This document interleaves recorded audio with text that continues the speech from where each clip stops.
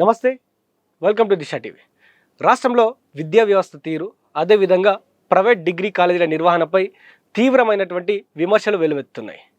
కనీస నిబంధనలు పాటించని కాలేజీలకు కూడా యూనివర్సిటీలు కళ్ళు మూసుకొని అనుమతులు ఇచ్చేస్తున్నాయనే ఆరోపణలు ఇప్పుడు కలకలం రేపుతున్నాయి. నియమ నిబంధనలకు నీళ్లు వదిలేసి ప్రైవేట్ డిగ్రీ కాలేజీలకు పర్మిషన్లు జారీ చేస్తున్న వైనం బయటపడింది. నిజానికి ఒక డిగ్రీ కాలేజీని నడపాలంటే లేదా విశ్వవిద్యాలయం నుంచి గుర్తింపు పొందాలంటే కొన్ని ప్రాథమిక నిబంధనలు తప్పనిసరిగా పాటించాలి. అందులో ముఖ్యమైనవి కాలేజీకి సంబంధించినటువంటి కార్పస్ ఫండ్, సొసైటీ పేరు మీద ఉన్న సొంత భూమి పత్రాలు.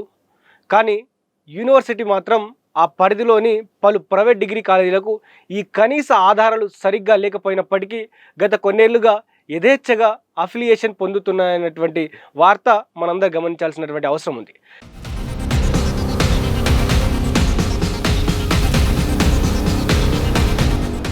నిబంధనలు పక్కన పెట్టి అధికారులు ఇలాంటి కాలేజీలకు ఏ విధంగా అనుమతులు ఇస్తున్నారనేది ఇప్పుడు పెద్ద ప్రశ్నగా మారింది.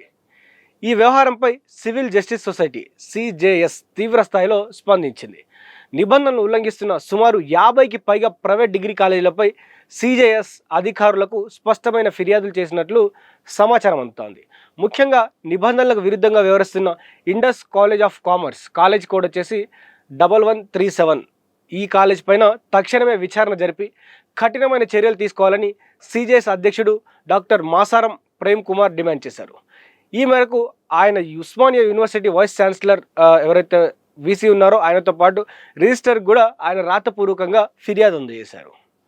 అయితే కార్పస్ ఫండ్ తగిన ల్యాండ్ డాక్యుమెంట్లు లేకపోయినప్పటికీ ఉస్మానియా యూనివర్సిటీ సంబంధించినటువంటి నిబంధనలకు బూటకం చేస్తూ అక్రమంగా గుర్తింపు ఇవ్వడం చట్ట విరుద్ధమని సిజేఎస్ అధ్యక్షుడు తన ఫిర్యాదులో పేర్కొన్నారు. ఇటువంటి బాధ్యతారాహిత్య చర్యల వల్ల శతాబ్దాల చరిత్ర కలిగిన ఉస్మానియా యూనివర్సిటీ ప్రతిష్ట తీవ్రంగా దిగజారే ప్రమాదం ఉందని ఆందోళన వ్యక్తం చేశారు. సిజేఎస్ ఫిర్యాదులతో ఒక్కసారిగా అప్రమత్తమైన ఉస్మానియా యూనివర్సిటీ అధికారుల డిగ్రీ కాలేజీల వ్యవహారంపై ఎవరైతే ప్రత్యేక దృష్టి సారించి ప్రస్తుతానికి ఉన్నటువంటి నిబంధనలు ఉల్లంఘించిన కళాశాల యాజమాన్యాలు దీనిపై వెంటనే వివరణ ఇవ్వాలంటూ ఆదేశాలు జారీ చేశారు.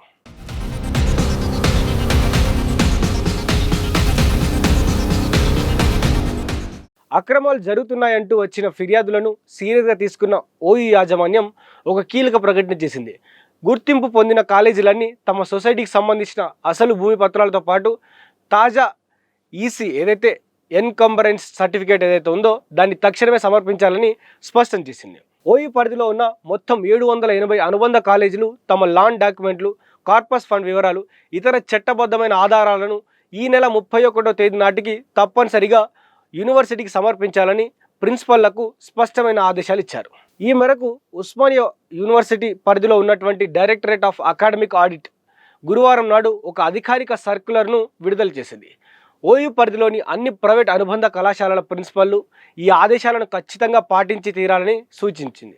ఒకవేళ నిర్ణీత గడువు ఏదైతే ఈ నెల 31లోగా ఇచ్చినటువంటి గడువు ఆ లోపు డాక్యుమెంట్లు సమర్పించడం విఫలమైతే ఆయా కాలేజీలపై అత్యంత కఠినమైన చర్యలు ఉంటాయని, అంతేకాకుండా వాటి యొక్క అఫిలియేషన్ను శాశ్వతంగా రద్దు చేసే అవకాశం ఉందని అధికారులు తీవ్రంగా హెచ్చరించారు. ప్రైవేట్ కాలేజీల యాజమాన్యాలు వారి యొక్క అక్రమాలు, అధికారుల నిర్లక్ష్యం విద్యార్థుల భవిష్యత్తు ఆడుకోకూడదంటే ఉస్మానియా యూనివర్సిటీ చేపట్టిన ఈ విచారణ ప్రక్రియ నిష్పక్షపాతంగా జరగాలని విద్యావేత్తలు, విద్యార్థి సంఘాల నాయకులు కోరుతా ఉన్నారు. నిర్ణీత గడువులోగా ఎన్ని కాలేజీలు సరైన పత్రాలు సమర్పిస్తాయి, నిబంధనలు ఉల్లంఘించిన కాలేజీలపై అధికారులు ఎలాంటి చర్యలు తీసుకోబోతున్నారనేది ఇప్పుడు తెలంగాణ రాష్ట్రంలో ఆసక్తికరంగా మారింది. మరి చూద్దాం రానున్నటువంటి రోజుల్లో ఉస్మానియా యూనివర్సిటీకి సంబంధించినటువంటి అంశంలో, ఈ అఫిలియేషన్ అంశంలో మరి ఉస్మానియా యూనివర్సిటీ ఎలాంటి చర్యలు తీసుకుంటుంది, ఎన్ని కాలేజీల అఫిలియేషన్ని రద్దు చేయబోతుందో కూడా వేచి చూద్దాం. చూస్తూనే ఉండండి దిశ టీవీ.